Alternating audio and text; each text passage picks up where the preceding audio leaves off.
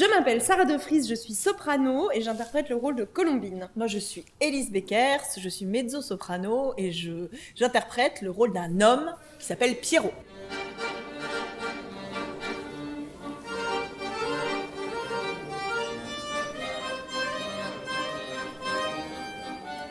Alors, La Ruse d'amour, en fait, c'est une opérette qui a été composée au XIXe siècle par Charles Lecoq, qui est un contemporain d'un compositeur très connu qui s'appelle Offenbach. Charles Lecoq s'est inspiré de la Commedia dell'arte. Il a pris deux personnages principaux de la Commedia dell'arte et il a écrit une farce entre Pierrot et Colombine. Colombine veut choisir son prétendant, elle choisit Pierrot, mais veut un peu le tester afin de savoir si il mérite de l'épouser. Colombine! Pierrot! Donc l'idée du spectacle qu'on a eu sur La Ruse, c'est de sortir un petit peu du cadre de l'opérette elle-même en inventant un nouveau personnage, qui est le personnage du bonimenteur. Parce que La Ruse, l'opérette de Charles Lecoq, en fait, elle ne raconte l'histoire que de Pierrot et de Colombine. Et nous, on a voulu sortir un petit peu de ce cadre-là et récupérer l'idée, au fond, de faire de l'opérette de rue, en se disant, bah voilà, on va faire du théâtre dans le théâtre, et donc ça va être l'histoire d'un bonimenteur, de Sébastien et de son théâtre ambulant, qui va venir présenter dans chaque village sa ruse d'amour.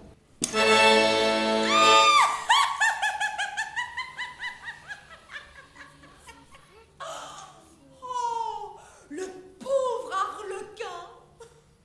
Sa déroute est complète! Donc on est dans un univers évidemment assez proche de la strada, avec une côté de petites boîtes à bijoux, d'un univers assez magique, enfantin, qui crée, je pense, quelque chose de très particulier, qui garde ce côté magique de l'opéra et le côté un petit peu désuet finalement, mais en le rendant très vivant et je pense très ludique pour les enfants. Il y a vraiment c'est très très visuel. Donc il y a plein de moments de magie, il y a des moments de danse, il y a des moments de combat, on a des masques, donc il y a l'idée aussi évidemment de rappeler la Commedia dell'arte.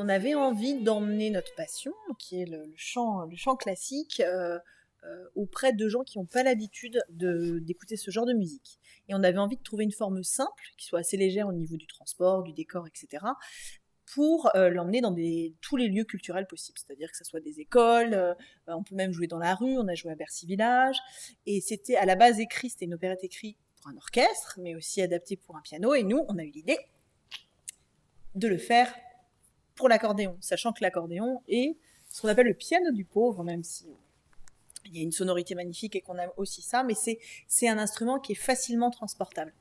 Et voilà, donc l'idée c'est d'emmener la ruse d'amour à tous. Moi, j'étais étonnée les premières quand on a beaucoup joué. Il y a un retour du public qui est vraiment super chaleureux, même pour les plus petits, qui accrochent complètement, alors que c'est une musique à laquelle éventuellement ils sont pas forcément habitués. En fait, on a tout aimé, mais c'est juste à la fin, quand le bébé il est né, on avait envie de savoir. Je suis toute seule. Mes petits-enfants, ils sont pas là, dommage. Sinon, ils allaient rigoler aussi. Hein, Mais moi, j'aime bien aussi quand ils chantaient et ils faisaient du théâtre. Ils faisaient pas que du théâtre. On a beaucoup aimé, c'était super. Et puis, bon, les gens, ils étaient contents, ils étaient heureux, les enfants aussi. Ça fait plaisir. Donc, je vous félicite tous et j'espère que ça va continuer. Alors, ce qu'on souhaite pour la ruse d'amour, je crois, c'est que ça soit vu par le plus d'enfants possible et que ça donne envie aux enfants d'aller revoir d'autres spectacles d'opéra et de musique. Et voilà, et de continuer ensemble cette aventure qui est formidable. On s'entend très bien sur le plateau, on est très heureux de jouer ensemble. Donc voilà, on peut nous souhaiter que ce spectacle dure le plus longtemps possible.